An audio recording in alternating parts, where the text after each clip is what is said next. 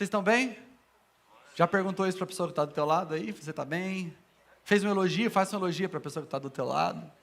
Fala, que bom que você veio num dia chuvoso, né? Você foi tentado a ficar em casa hoje, né? Mas aí você falou assim, não, o Coliseu não parou a igreja, não vai me parar também.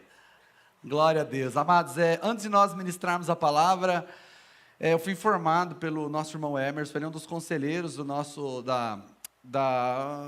me lembra, meu amigo? Hã? Ele é um conselheiro tutelar, e ele estava essa semana na nossa casa de paz, e ele me disse que amanhã vai ser o dia nacional de combate ao abuso infantil e abuso sexual, né? E nós, como igreja, nós temos o papel de sermos o reflexo de Deus na terra. Primeiro, que isso nunca deve estar acontecendo entre nós. Segundo, que nós temos que ter consciência de que isso pode acontecer e nós temos que ser prudentes, né? Então, eu como pastor, eu queria muito aconselhar você, pai de crianças, ensine os seus filhos como eles abraçam outras pessoas, como eles abraçam outros adultos.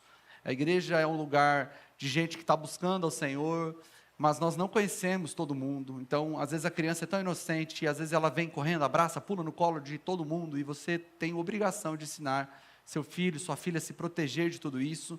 E se você souber de algum caso, não seja omisso, denuncie. Isso, além de ser pecado, é crime, e crime tem que ser punido no rigor da lei.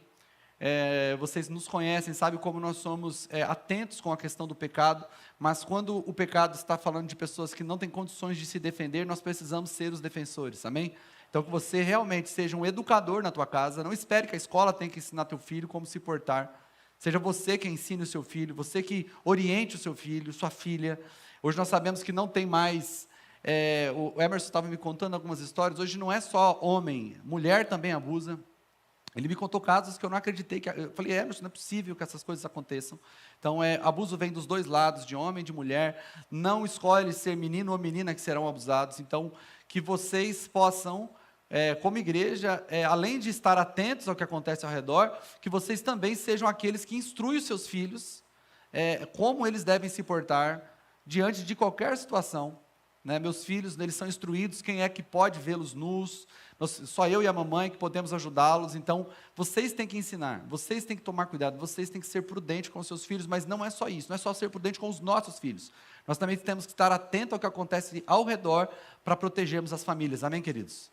Vamos orar por isso agora, antes de começarmos? Senhor, nós sabemos que muitas pessoas têm hoje, pessoas que estão aqui, que têm sua vida afetada, porque na sua infância foram abusados sexualmente, Senhor.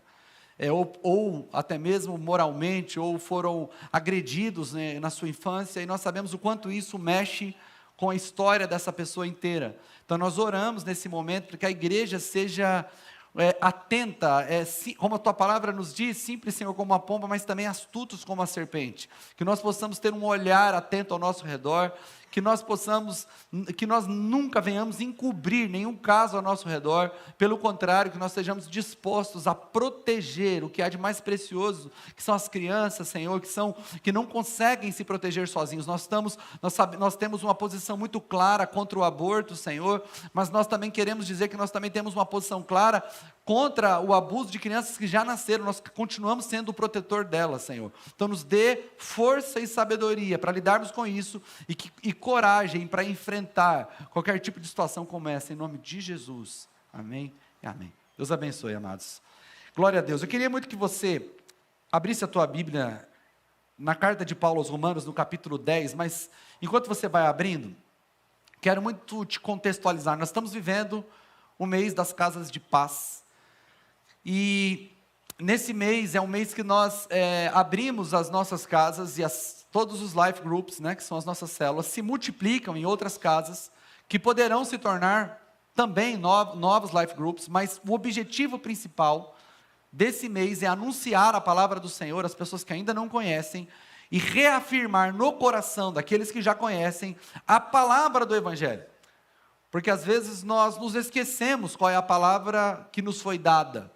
Essa semana nós estávamos ali na casa de paz, eu conduzi a casa de paz na minha casa, e depois de ter visto todo o vídeo explicando a mensagem do Evangelho, eu fiz uma pergunta para as pessoas que estavam lá, a respeito de como eles se sentiam ao ouvir a palavra do Evangelho, dizendo que a salvação é pela graça, mediante a fé. Que você não tem como pagar por tua salvação. Não há nada que Deus lhe peça em troca. Que o nosso Deus é um Deus que desce da montanha para nos encontrar no pé da montanha. Nós não temos condição de chegar ao alto e subir no lugar, porque nós somos falhos, mas o Senhor nos resgata em nossa condição. E, incrivelmente, né, Emerson, as pessoas, todas elas estavam impactadas, porque muitas delas foram inundadas por um falso evangelho. Um evangelho de obras, um evangelho onde você paga por tua salvação, onde é você que tem que pagar um preço, onde é você que faz, não é Jesus que fez. Então a Casa de Paz, ela tem o propósito não só de pregar o evangelho àqueles que não conhecem, mas também nos lembrar que nós somos salvos inteiramente pela graça, nós não tivemos participação nesse processo, amém? E isso tem a ver com o que nós vamos falar aqui hoje. Vamos ler Romanos capítulo 10, versos 14 e 15. O texto diz assim: como, pois, invocarão aquele em quem não creram? E como crerão naquele de quem não ouviram falar? E como ouvirão se não houver quem pregue? E como pregarão se não forem enviados? Como está escrito: como são belos os pés dos que anunciam as boas novas. Paulo está falando sobre a salvação de Israel. E Paulo vai dizer que a salvação agora está disponível, não só para o povo de Israel, mas para todos. E ele vai dizer como é que essas pessoas precisam, o que essas pessoas precisam fazer para serem salvas. Ele vai dizer: eles precisam invocar o nome de Jesus. Ou seja, não há um caminho para a salvação do judeu e um outro caminho diferente para a salvação do gentio. Há um só caminho, é crer, é invocar o nome de Jesus. Então Paulo vai fazer uma série de perguntas retóricas para fazer o leitor pensar a respeito de como isso pode alcançar toda a terra. Então ele vai dizer: como eles crerão? Como eles vão invocar se eles não creem? Depois ele diz: como crerão se eles nunca ouviram? E como é que eles vão ouvir se ninguém pregar? E a palavra pregação aqui, quando a gente fala de pregação, a primeira coisa que vem na cabeça é isso que está acontecendo aqui agora. Alguém pregando, expondo a palavra, utilizando do conhecimento das Escrituras, da forma de exposição, e a gente fala, aquilo é pregação. A gente até diferencia quando é pregação e aula. A gente fala, hoje não foi uma pregação, foi uma aula, porque a gente tem muito claro na nossa cabeça que pregação é alguém no púlpito com um microfone, com uma estrutura bem lógica da mensagem, começo, meio e fim, com uma forma de falar que também cative teu coração. Mas não é essa a ideia que o apóstolo Paulo tem. A palavra pregação aqui vem de arauto, de alguém que anuncia.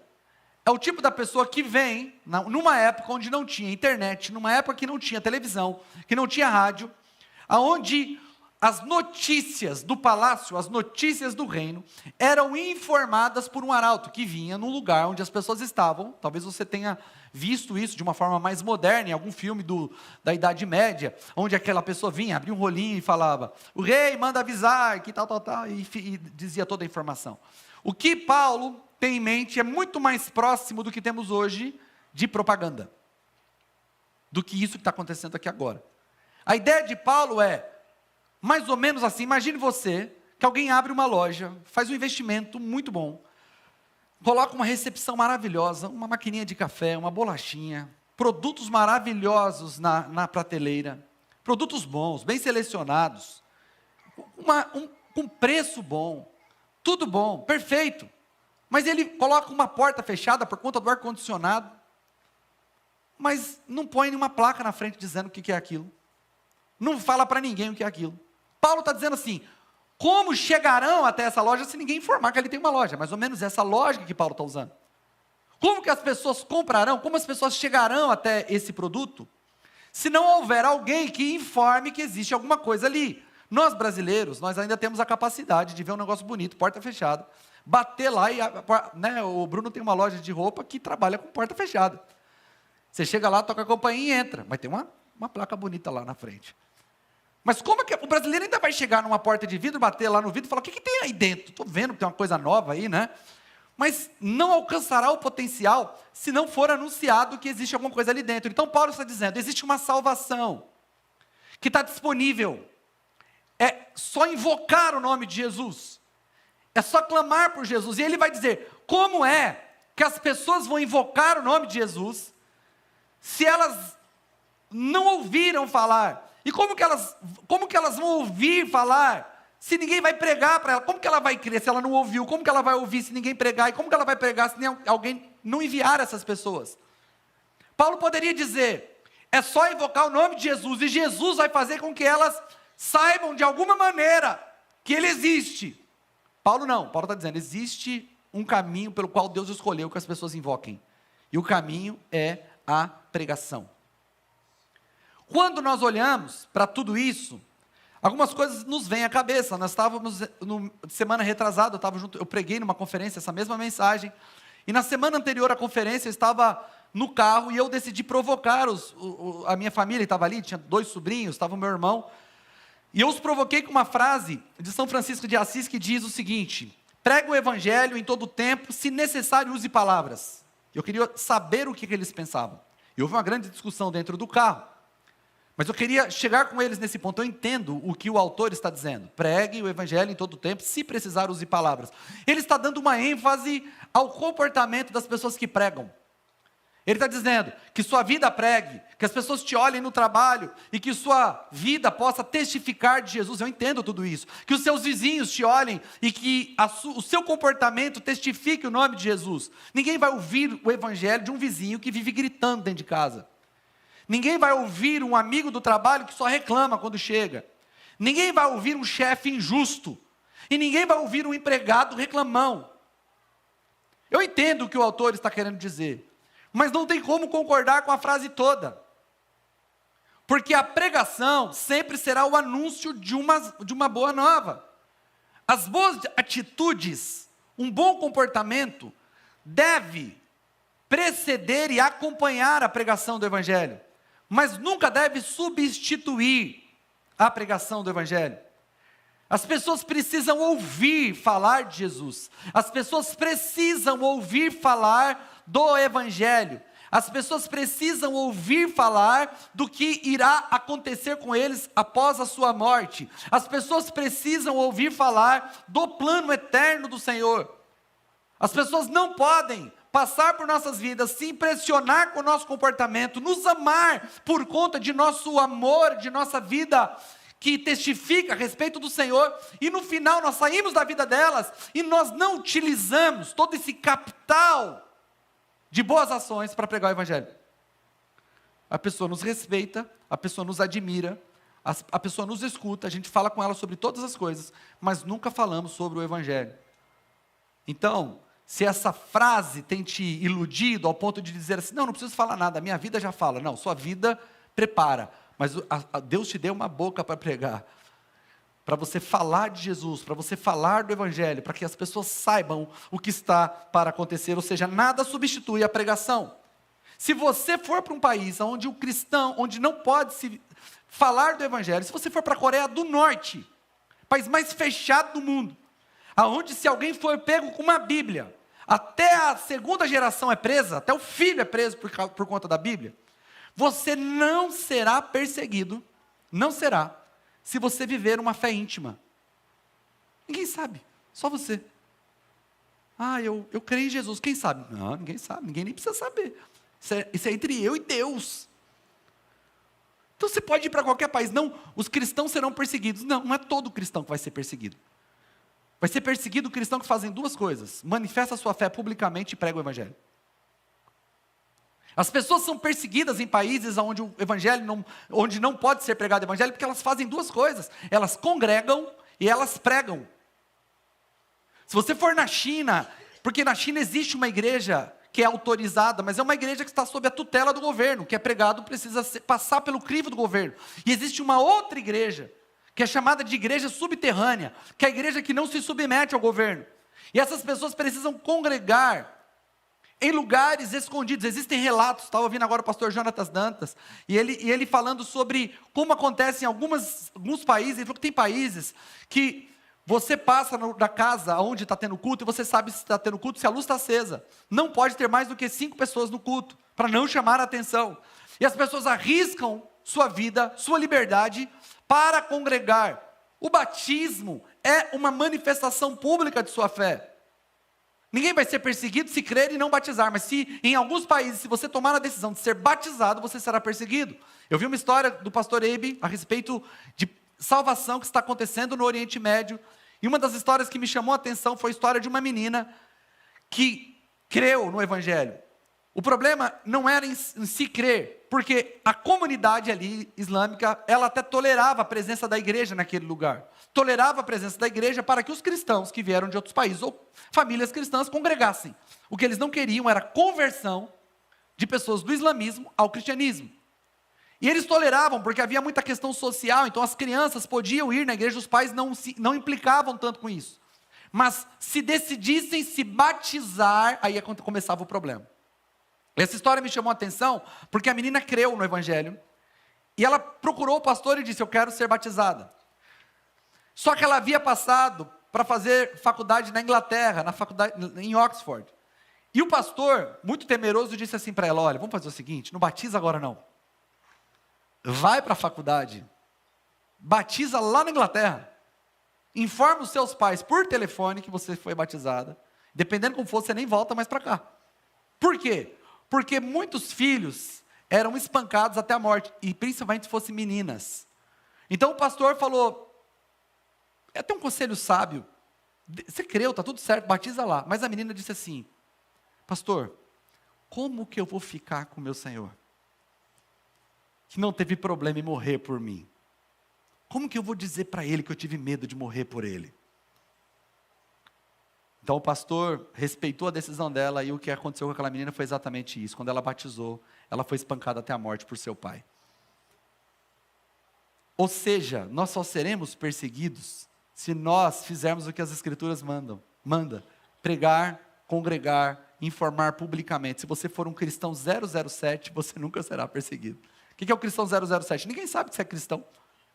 Você entra e sai, a pessoa gosta de você, bacana, rapaz, é bacana, muito bacana.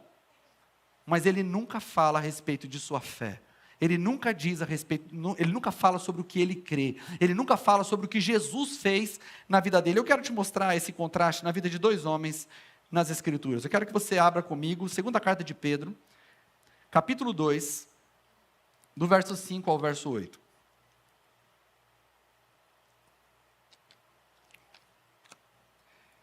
Segunda de Pedro, capítulo 2, verso 5 a 8, diz: Ele não poupou o mundo antigo quando trouxe o dilúvio sobre aquele povo ímpio, mas preservou Noé, pregador da justiça, e mais 7 pessoas. Também condenou as cidades de Sodoma e Gomorra, reduzindo-as a cinzas, tornando-as exemplo do que acontecerá aos ímpios. Mas livrou Ló, homem justo, que se afligia com o procedimento libertino dos que não tinham princípios morais. Pois vivendo entre eles todos os dias, aquele justo se atormentava em sua alma justa por causa das maldades que via e ouvia. Pedro está falando sobre o final dos tempos, ou o final dos dias. Um dia, tudo que vemos chegará ao fim. O mundo será julgado. Em algum momento, a ira do Senhor vai se derramar sobre os ímpios. E aí Pedro pega 2 personagens que viveram no tempo parecido com o tempo que nós estamos vivendo hoje. Ele pega Noé, que viveu em um mundo pré-dilúvio, ou seja, Deus julgou o mundo com o dilúvio, e Noé viveu nesse tempo antes do dilúvio. E ele pega Ló, que viveu na cidade de Sodoma, junto com Gomorra, que foram 2 cidades destruídas pelo fogo por conta da sua iniquidade. Então Pedro pega essas 2 ocorrências como situações de juízo. Ele pega o exemplo de 2 personagens, Ló e Noé, para falar sobre o tempo do fim e fazer um contraste entre esses 2 homens e explicar que nós também estamos vivendo em um tempo assim como eles viveram. O que me chama a atenção é que ele vai chamar Noé de pregador da justiça. E ele vai chamar Ló de justo afligido.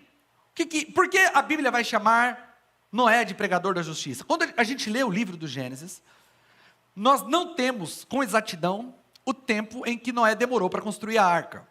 Nós temos o tempo onde Noé teve o último filho e o tempo onde o dilúvio aconteceu. Foi entre esse tempo de 100 e poucos anos que Noé construiu a arca. Alguns estimam aproximadamente 50 anos.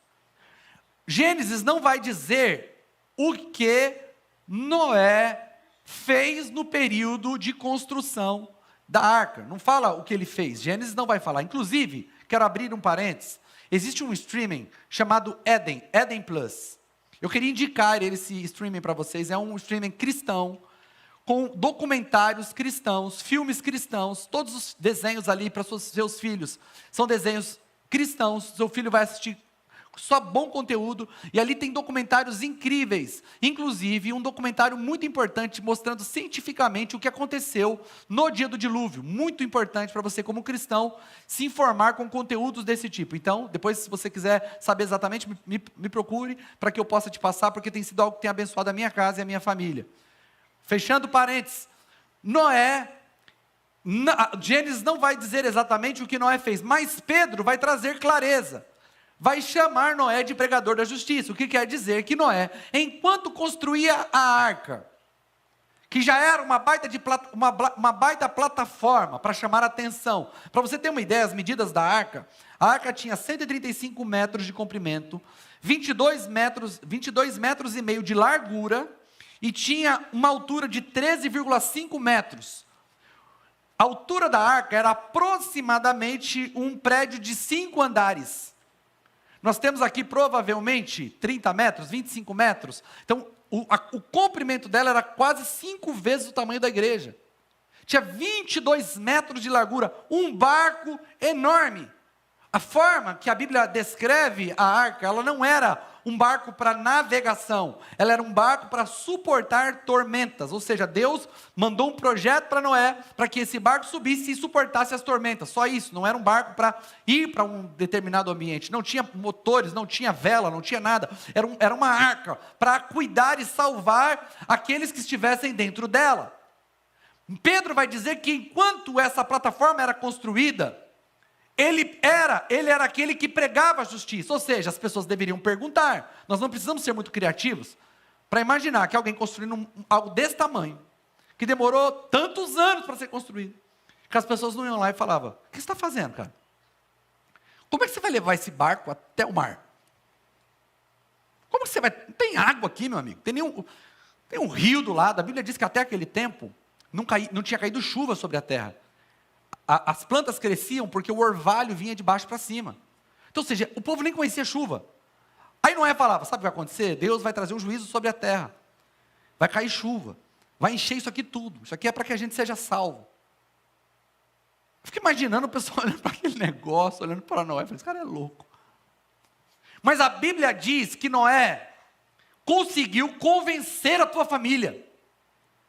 Conseguiu convencer as suas noras. Conseguiu convencer a sua esposa. Irmão, para pensar, todo mundo teve que se envolver. Noé não ia fazer um barco desse tamanho sozinho, seus filhos tiveram que se envolver, as mulheres tiveram que se envolver, os seus maridos estavam envolvidos em um projeto. Talvez as mulheres se envolveram ativamente na construção desse barco. E no final, quando a porta se fechou pelo lado de fora, dentro da arca estavam 2 tipos de cada espécie. Ali dentro estavam 8 pessoas, Noé mais 7. E por conta da fidelidade de Noé, a sua família foi salva. E toda a humanidade recebeu uma segunda chance. Nós estamos aqui porque Noé convenceu sua família de entrar na arca e dar uma segunda chance à humanidade. Quando nós vamos para Ló, a Bíblia vai chamar de justo afligido. Ló estava vivendo em uma cidade com padrões morais corrompidos. Para você ter uma ideia como estava a situação dessa cidade, quando Deus envia 2 anjos para avisar Ló que no dia seguinte iria cair fogo sobre a terra, a Bíblia diz que os homens da cidade se fecham em volta da casa de Ló, e fala para Ló, manda esses homens saírem daí de dentro, porque nós queremos ter relação sexual com eles. Ló diz o seguinte, não façam isso com meus visitantes, está aqui minhas filhas virgens, fiquem com elas, mas não toquem nos homens. Ele vai dizer, nós não queremos suas filhas, nós queremos os homens. A cidade estava perdida. Perdida. Ló manda avisar seus genros. Os genros não acreditam nele. Jó pega suas 2 filhas e sua mulher. Aí os anjos falam, não olhe para trás. Vai embora. Não se apeguem a essa cidade. A mulher de Ló olha para trás. E vira uma estátua de sal. Sobra quem? As 2 filhas de Ló e Ló. Aí eles fogem para as montanhas. Quando eles chegam nas montanhas, ao invés das filhas, fala, pai, aqui não tem homem para a gente casar. Vamos mudar para uma cidade onde tenha mais pessoas para que a gente possa te dar uma descendência. Elas embriagam o pai e têm relação sexual com o pai. Ali é gerado 2 povos, os amonitas e os moabitas, por conta do incesto causado pelas próprias filhas. A Bíblia diz que Ló ficou tão bêbado que no outro dia ele não sabia o que havia acontecido. As filhas abusaram do pai. As 2, ou seja, as 2 filhas de Ló, saíram de Sodoma e Gomorra, mas estavam completamente corrompidas, assim como a cidade. Ou seja, Ló só salvou a si mesmo. Enquanto Noé é chamado de pregador da justiça e consegue levar junto de si toda a sua família, Ló é salvo. Mas a Bíblia vai chamá-lo de justo afligido. Ele escolheu ir para uma cidade porque ali tinha prosperidade.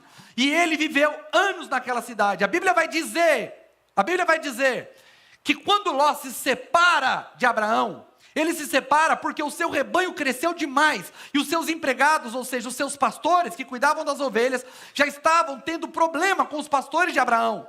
Ou seja, Ló foi para aquela cidade com um povo, com uma família, com muitos empregados, com prosperidade, tinha vivido debaixo dos ensinos de Abraão, foi criado como um filho de Abraão, aprendeu sobre a fé de Abraão. Mas quando ele sai, no dia do juízo, ele vai sozinho.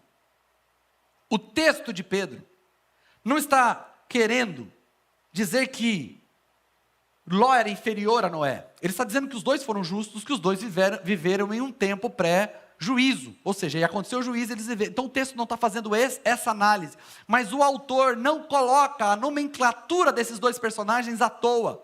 Porque quando nós vamos examinar a vida desses 2 personagens, a gente encontra um contraste muito visível. Um que viveu como um pregador da justiça e o outro que viveu como um justo afligido.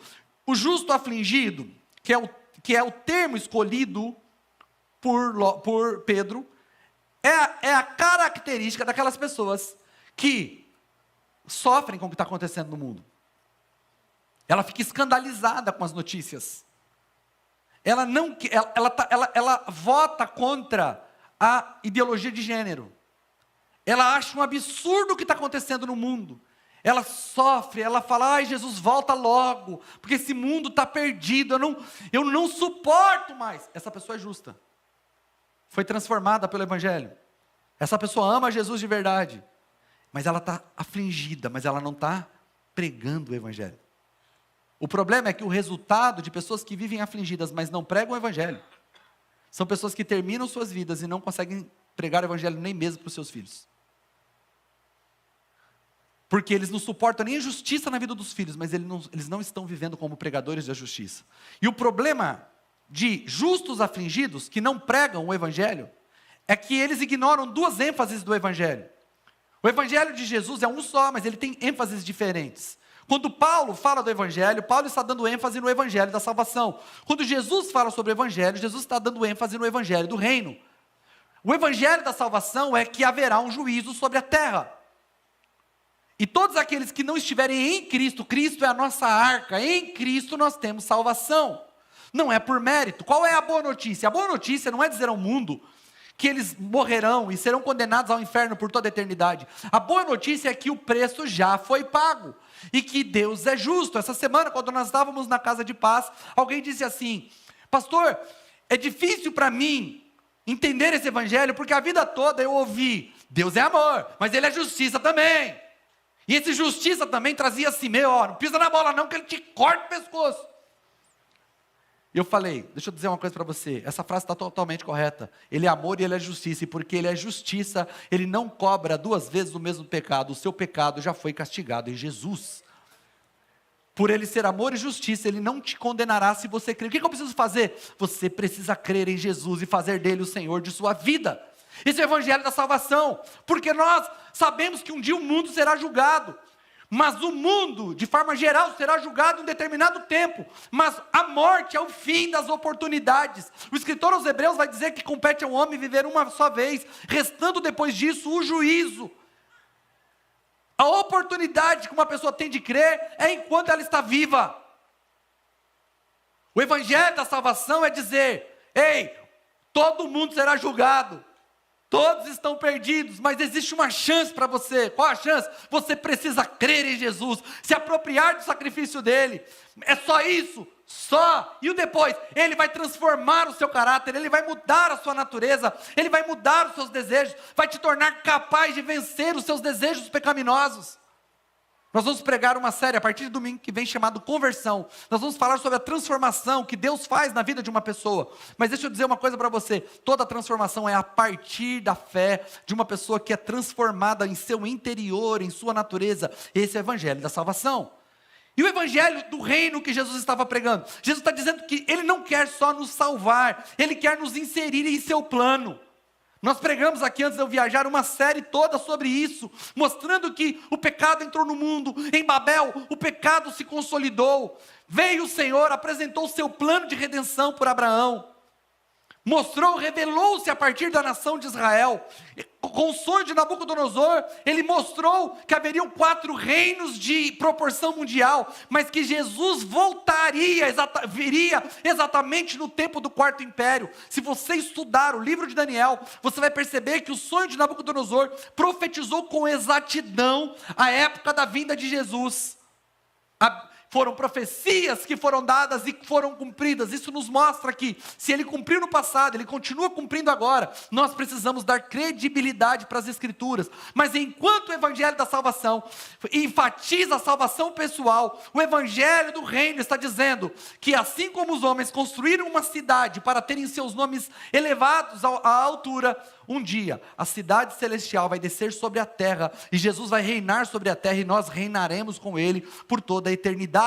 As pessoas precisam saber que nós não estamos soltos na história, que existe um plano de Deus. Nós precisamos viver uma vida que anuncia. As pessoas que são justos afligidos, eles se esquecem disso. Eles se esquecem que eles estão vivendo uma vida dentro de algo que é eterno. E ele precisa fazer com que essa vida faça sentido, porque essa vida passará logo. Leia a história do homem, pega o livro, a biografia de alguém assim que tenha sido muito relevante. Tem uma biografia do apóstolo Paulo, escrita por Ellen White, que eu escuto muito o audiobook da Audible, que é um aplicativo de leitura. O livro deve ter mais ou menos umas 600 páginas. Quando você coloca no Audible, está 11 horas de leitura. Você fala, nossa, que livro grande, 11 horas de leitura. Irmão, nós estamos falando de uma vida toda, que pode ser descrita em 11 horas, não dá 24 horas. Sua vida toda, depois que você morrer, se alguém escrever uma biografia da sua vida, quantas horas a pessoa vai gastar para falar sobre sua vida toda? Isso mostra que a nossa vida é um sopro. Hoje nós estamos, amanhã nós estamos mais. Pessoas importantes passaram, a gente fala delas como se fosse ontem, elas já não estão mais entre nós. Amanhã você será esquecido também, você vai morrer, e tudo que você viveu vai ter passado como um sopro. E nós fomos chamados para pregar o evangelho do Senhor Jesus, dizer que essa pessoa não precisa ficar preocupado somente com o tempo de vida que ela tem, porque existe uma eternidade esperando, e com Cristo essa eternidade será uma eternidade de vida eterna, mas sem Cristo será uma eternidade de morte eterna, de sofrimento eterno. Mas não é só isso, nós também fomos chamados para reinar com Cristo. Existe um plano de Deus, Ele nos chamou para sermos pessoas que fazem discípulos. As pessoas precisam saber dessa informação. Ou seja, o Senhor está à procura de pregadores da justiça. E eu quero realmente caminhar para o final aqui para te fazer pensar. Deus está à procura de pessoas que constroem enquanto pregam. O que é isso? Irmãos, Deus nos chamou para viver uma vida, enquanto nós estamos fazendo o que estamos fazendo, nós estamos pregando o Evangelho. É difícil mesmo, eu olhar para o meu vizinho, que às vezes entra na casa dele e nem me cumprimenta direito, e eu pensar assim, como que eu falo de Jesus para ele? Eu não sei como falar de Jesus para ele. Tudo bem, você não sabe, está tudo bem. Deus vai te dar a oportunidade. Mas quantas outras pessoas passam pela tua vida durante o dia que te deixam falar e você não fala? Quantas outras pessoas te dão acesso? Quantas outras pessoas estão vendo o que você está fazendo?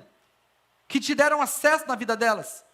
Que podem receber um convite para ir para a tua célula? Que podem receber um convite para ir para a tua casa de paz? Quantas outras pessoas? Então o que o Senhor está à procura? Pessoas que estão fazendo o que precisam fazer, que estão construindo porque o trabalho é digno, o trabalho glorifica o Senhor. Não existem duas esferas, não existem.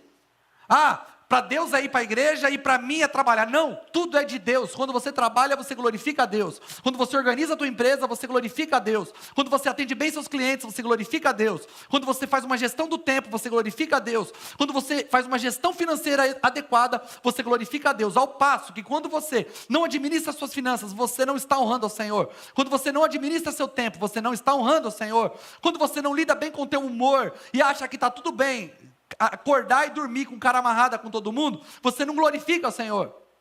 Ou seja, quando nós construímos nossa vida para glorificar ao Senhor, enquanto fazemos o nosso trabalho, nós receberemos oportunidade de falar do Senhor, e nós não podemos perder essas oportunidades, amém? O Senhor está à procura de gente que não está pensando em qual é o lugar mais tranquilo para viver, mas que querem fazer parte do que Deus está fazendo. Gente que organiza a sua vida pela agenda de Deus e não vive pedindo para Deus prosperar a sua própria agenda. Deus, eu quero fazer isso. Conversar com algumas pessoas, e aí, qual que é o seu plano de vida? Não, meu plano de vida é assim, eu quero trabalhar, vou me aposentar, comprar uma casa na praia e vou passar o resto da minha vida lá. Pastor, tem algum problema com isso? Irmão, não tem nenhum problema, inclusive se você deixar a gente lá na tua casa de vez em quando. Mas você deveria perguntar para Deus qual é a vontade do Senhor para a tua vida. Porque você pode estar vivendo como um justo afligido. Você vai ser salvo. Mas quando você chegar lá, você não vai ver ninguém que você ama. Quando você chegar lá, você não vai ver seus filhos, você não vai ver seus netos, você não vai ver... É triste isso demais, irmão. Você fazer uma vida pensando no bem-estar, aonde que eu vou viver, onde que eu vou curtir, qual vai ser o meu próximo passo, eu estou pensando em mim, mundo que se exploda. As pessoas que eu amo, estou nem aí com ela, eu estou aí. Mas sabe por que você não está preocupado? Porque você não crê de verdade no Evangelho. Você não acredita de verdade que as pessoas serão condenadas. Tem lá no fundo um engano no teu coração, porque você pensa que as pessoas boas vão para o céu e as ruins vão para o inferno. Você não entendeu que todo mundo é ruim. E que só há salvação naqueles que creem em Jesus. Ninguém é salvo porque é bom, nós somos salvos porque cremos em Jesus. É Ele que muda o nosso caráter. Nós não somos salvos por nossa própria justiça, somos salvos pela justiça dEle. O mundo todo já está condenado. Aqueles que creem em Jesus são libertos da ira, porque se apropriam do caráter e da justiça dEle. Ou seja, mas fulano, meu amigo é tão bonzinho, tão bonzinho. Com a bondade dele ele vai para o inferno, porque todos nós estamos perdidos, só Jesus salva. Então talvez você não está pregando porque você não crê no Evangelho, você não crê de verdade no juízo. Então nós precisamos acreditar nisso e construir nossa vida em torno disso. Noé passou pelo menos 50 anos construindo a arca e anunciando o juízo de Deus. A família dele foi salva, a humanidade recebeu uma nova oportunidade e a criação sobreviveu. E a Bíblia diz que os pés dele se tornaram formosos. Até brinquei, né, na mensagem, né? Que quando a gente fala que os pés de Noé foram formosos, a gente pode pensar, mas ele devia ter pé bonito, irmão. Quem que gosta de pé, irmão? Minha mulher gosta do meu pé, tá, irmão? Só do meu. Eu fiquei sabendo que tem até um comércio aí para você vender as fotos do teu pé, que o pessoal lá do Oriente Médio gosta de pé, irmão. Minha mulher não deixa eu vender meu pé. Não é disso que o Pedro está falando. Quando ele diz que os pés são formosos, ele está dizendo que o caminhar agrada a Deus. Pés fala de caminho, fala de procedimento, fala da forma que você escolheu viver. E a Bíblia diz que é formoso o pé, é formosa a vida de quem vive para anunciar o Evangelho. Pessoas que entendem que foram chamados para passar pela vida, construir sua vida em torno da pregação do Evangelho. E aqui eu termino. Hebreus capítulo 11, verso 7, não precisa ler. A Bíblia vai dizer que Noé condenou a sua geração. É muito triste pensar como é que Noé condenou a sua geração. Só tem duas formas de pensar nisso. Se o professor passar uma prova para uma turma de 50 alunos, e os 50 forem ruins, a culpa é de quem? De quem, gente? Do professor, não explicou direito, porque todo mundo reprovou, gente. Todo mundo. Mas se um tira 10, o que acontece? Ih, condenou a turma toda. Então a Bíblia diz que Noé condenou a sua geração. Primeiro ele condenou a sua geração porque ele teve prática da justiça. Quando Cristo habita em nós e nós temos a justiça de Cristo, nós precisamos ter a prática da justiça. A prática da justiça, ela precede a pregação.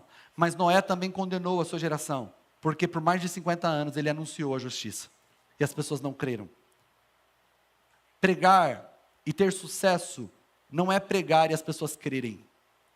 Pregar e ter sucesso é pregar e pregar e pregar. Nós não temos como garantir todos que vão crer. Nós não conseguimos garantir todos que vão ouvir e escutar, mas o que Deus pede de nós é que nós sejamos os pregadores da justiça, que as pessoas que passarem por nossa vida, elas tenham acesso à palavra de Deus. Eu estava conversando com uma sobrinha minha, eu já contei essa história um tempo atrás, e ela estava dizendo para mim assim: tio, eu tenho uma amiga na escola, e ela está se desviando da verdade, ela na verdade não crê em Jesus, ela vive uma vida de pecado, ela está vivendo uma vida de devassidão moral, mas eu não quero ser uma crente chata, tio. Eu não quero dizer para ela que aquilo que ela está fazendo é pecado. Eu não quero dizer para ela que ela está errada. Eu quero ser uma amiga legal. Aí eu falei assim: quando sua amiga estiver no inferno, passando toda a eternidade lá, ela vai lembrar de você como uma boa ou como uma má amiga? Porque você esteve do lado dela todo o tempo e você não anunciou para ela. Você esteve do lado dela durante todo o tempo. Eu não sei como está a tua família. Eu não sei se você tem filhos que estão afastados dos caminhos do Senhor. Deixa eu dizer uma coisa para você. Quando o carcereiro, Paulo estava numa prisão, ele orou junto com Silas, e a Bíblia diz que houve um milagre, houve um terremoto, e as cadeias foram quebradas, e a Bíblia diz que o carcereiro, quando pensando que todos iriam fugir, o carcereiro quis tirar a tua própria vida. Paulo diz: crê no Senhor Jesus e será salvo tu e todos de sua casa. Deixa eu dizer uma coisa, você nem precisa perguntar para Deus se Ele quer salvar a tua família, Ele quer. Pedro vai dizer que ele não quer que ninguém se perca, mas que todos cheguem ao arrependimento. Quando eu oro por Itapetininga ser salvo, eu não oro para que Deus salve Itapetininga como se eu estivesse tentando convencer Deus. A Bíblia diz que Ele quer salvar. Ele quer salvar. É por isso que nós nos organizamos, porque nós sabemos que estamos fazendo segundo a vontade de Deus. Por isso que nós abrimos espaço. Por isso que nós multiplicamos culto. Que a gente... Tá vendo essas cadeiras vazias? É para te lembrar que tem lugar para tua família. É para te lembrar que tem lugar para teus vizinhos. É para te lembrar que aqueles seus amigos do trabalho vão chegar aqui, tem lugar para eles sentar. E quando lotar, a gente multiplica de novo, para ter espaço livre de novo. Porque a gente quer que vocês saibam que o Senhor está à procura de pregadores da justiça. De pessoas que anunciam o Evangelho. De pessoas que não vivem de forma egoísta. Porque o problema de viver de forma egoísta não é só que o seu vizinho não vai alcançar, é que isso vai alcançar a tua casa. A apatia vai alcançar a tua casa. É por isso que nós incentivamos que os pais façam cultos domésticos com a sua família, porque seus filhos são alvos da sua pregação. Você precisa organizar a tua casa, para que seus filhos ouçam o Evangelho dentro da tua casa. Não dependa só das reuniões da igreja e nem do Pasquites, para que seus filhos ouçam o Evangelho. Construa a tua casa, seja você marido, pastor da tua família.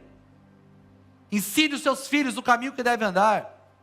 Trabalhe com eles para que eles escutem o Evangelho, para que no final você seja como Noé, você veja toda a sua casa dentro da arca, e que você garanta para as pessoas que moram perto de você, vivem perto da sua vida, que elas vão ter acesso ao Evangelho de Jesus. Amém? Eu quero convidar você a ficar em pé. E eu queria muito que você, em primeiro momento, você nem cantasse com os irmãos, eu queria que você curvasse sua cabeça. Eu queria que você fizesse uma oração de confissão e arrependimento diante do Senhor. Lembrando que você não precisa viver debaixo de culpa. Essa palavra não é para te trazer culpa, é para te trazer responsabilidade. A graça do Senhor está sobre você. Eu não quero que você se martirize por pessoas que passaram por tua vida e você não falou. Só quero que você se arrependa. E se comprometa com o Senhor de ser diferente a partir de agora. Com a ajuda dEle, fala: Senhor, eu me arrependo de não ter investido tempo nos meus filhos como eu deveria ter investido, mas me ajuda, porque a partir de agora vai ser diferente.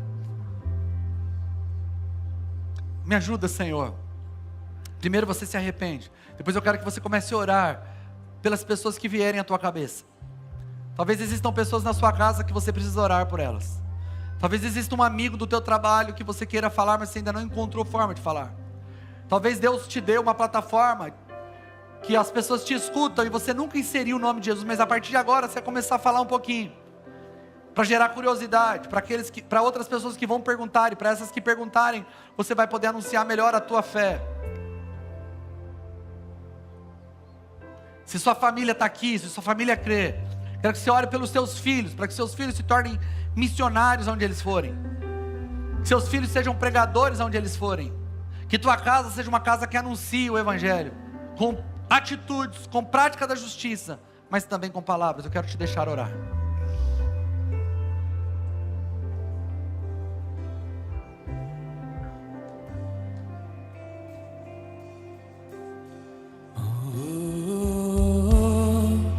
Eis-me aqui, rendido estou.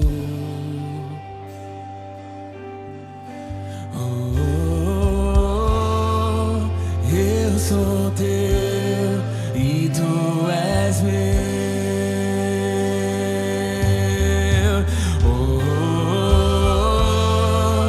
Eis-me aqui, rendido estou.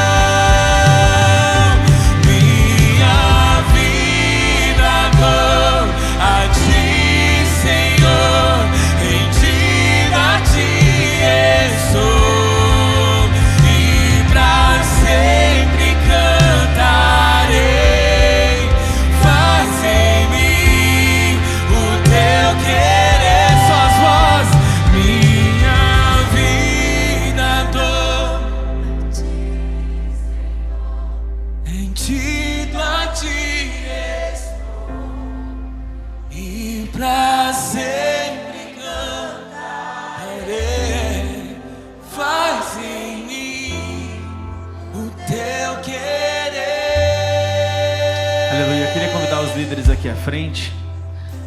Não sei você, mas a gente sai daqui de ouvindo uma mensagem como essa, encorajado a entender que nada é mais importante do que nós nos posicionarmos como pregadores da justiça, entendendo a mensagem que nós estamos carregando. Enquanto o pastor falava, eu ficava olhando para o lado e pensando em pessoas que estão no meu convívio, pessoas da minha casa, pessoas da minha família, pessoas que são meus amigos, e que eu quero que vivam isso que eu estou vivendo, que eu quero que encontrem esse Jesus que eu um dia encontrei, ou melhor, que eu me permiti ser encontrado. Que não seja você um justo afligido que se preocupa, mas não se posiciona. Que seja você ousado, que seja o motivo das suas orações, pedidos de orações estratégicos para o Senhor. Senhor, me ajuda. Como o pastor disse, às vezes você fala assim, eu não sei como chegar, não sei como falar, mas também você não tem se preparado para isso, você não tem pedido auxílio do Espírito Santo para que Ele te ajude a fazer isso. Então, por mais alguns instantes nós vamos orar, eu queria orar por vocês, mas também nós vamos deixar aqui os líderes aqui à frente para que você possa vir. Talvez você tenha se comportado como um justo afligido, você está aqui, o Senhor te alcançou, mas ele é só isso, parou em você. E o pedido de oração que talvez você precise fazer nessa manhã é: eu quero ser um pregador da justiça. Eu quero ser alguém que anuncia as boas novas. Eu quero ser alguém que tem estratégia do céu. Eu quero ser alguém que tenha ousadia. Eu quero ser alguém que não tenha medo. Eu não quero ter vergonha de anunciar o evangelho que eu creio, o Jesus que me salvou. Nós vamos orar por mais alguns instantes, mas enquanto eu oro, se você precisa desse apoio, se você precisa dessa ousadia, vem aqui à frente, nós queremos orar por você. Senhor, nós somos alcançados por um alto preço. O Senhor nos permitiu sermos alcançados pela Tua misericórdia, pela Tua graça. Deus, e nós estamos vivendo como pessoas que muitas vezes sentem, ó Pai amado, algumas dores do Teu reino, mas não se posiciona como Noé, que anunciou por anos uma palavra que estava em seu coração, que ele havia recebido. Senhor, nós não queremos deixar, e eu oro para que a sua igreja não deixe o medo de se posicionar, não deixe a vergonha ser superior. Senhor, às vezes a timidez impedir de anunciar, de pregar a justiça. Senhor, eu oro para que nós possamos nos posicionar como homens e mulheres de Deus que sabem o valor da palavra que carrega, que anunciam, que os comportamentos abram espaço, mas que não substituem o posicionamento de anunciar a palavra da salvação, o reino do amor, o Jesus que nos salvou. Senhor, eu quero ver os meus amigos na eternidade. Eu quero ver a minha família na eternidade. Eu quero ver, Senhor Jesus, os meus vizinhos nessa eternidade. Senhor, eu quero anunciar com muita intrepidez, ó Pai, com muita ousadia nas oportunidades que o Senhor tem nos dado. Senhor, não nos deixa passarmos simplesmente por justos afligidos. Nós queremos escancarar o Evangelho. Senhor, lança fora toda timidez, lança fora todo medo. Nós não pregamos porque nós somos perfeitos, nós não anunciamos porque somos bons, nós anunciamos porque o Senhor é bom, nós anunciamos porque o seu reino permanece para sempre. Senhor, eu oro pela tua igreja, Pai, para que nós possamos sair daqui encorajados, dispostos, disponíveis, ó Pai, motivados, ó Senhor, por esse reino que nos alcançou, por esse Jesus que nos libertou. Que nós possamos anunciar, e o sucesso, Pai amado, vai estar nas tuas mãos. A conversão é o Espírito Santo quem convence. Nós nos posicionamos como pregadores da justiça. Eu oro para que Itapetininga seja carregada de pessoas que se comportam como pregadores da justiça, que anunciam, até que Ele venha, até que o Senhor venha, em nome de Jesus, em nome de Jesus, em nome de Jesus. Mas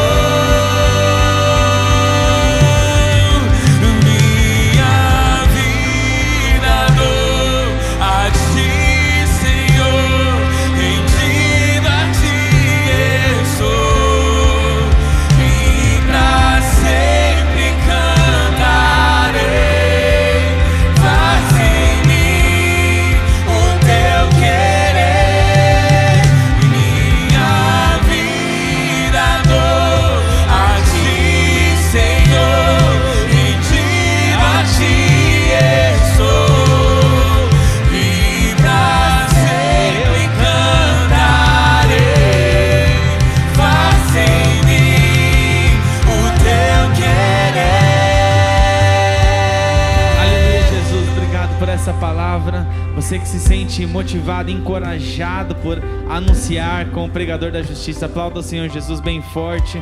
Obrigado, Pai. Obrigado, Jesus. Obrigado, Senhor. Os líderes continuarão aqui à frente por alguns instantes. Você pode vir aqui pedir uma oração, seja por essa palavra, seja por qualquer outro tema. Nós queremos orar por vocês. Que o Senhor abençoe o seu domingo, a sua semana. Que você ainda tem mais 2 semanas para participar da Casa de Paz, para entrar nesse movimento. Que o Senhor Jesus use você poderosamente. Amém? Obrigado, Jesus, por essa manhã, por essa palavra. Nós te agradecemos. Que o amor, a graça, a comunhão, a bondade do nosso Pai, do seu Filho Jesus e do Espírito Santo esteja com todos vocês hoje e para sempre, em nome de Jesus. Amém. Deus te abençoe.